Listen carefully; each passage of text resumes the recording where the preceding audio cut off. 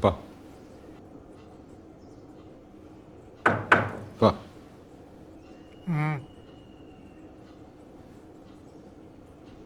ഉള്ളവരെ ഞാൻ മുതക്കി പറയാം. ഇവിടെ എല്ലാവരും ബുദ്ധിമുട്ടില്ല. അപ്പനോടുള്ള പേടി, ഇഷ്ടം, ബഹുമാനം ഒക്കെ പാടാണ് ഉണ്ടായിരിക്കുന്നത്.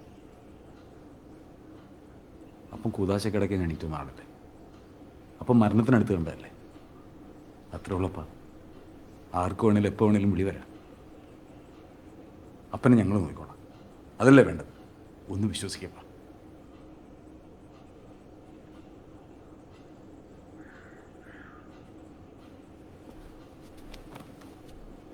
അപ്പോഴെപ്പോഴും പറയാറില്ല ഞാൻ സെക്കൻഡ് പീസാണ്. സത്യമപ്പ. അപ്പം വിചാരിച്ച മകനാ എനിക്ക് പറ്റിയിട്ടില്ല. ഞാൻ വിചാരിച്ച ആളാണ് എനിക്ക് പറ്റിയിട്ടില്ല. അപ്പോളാ ഒരു ക്ലിക്ക്, ഒരൊറ്റ ക്ലിക്ക് മതി ഞാൻ രക്ഷപ്പെടും.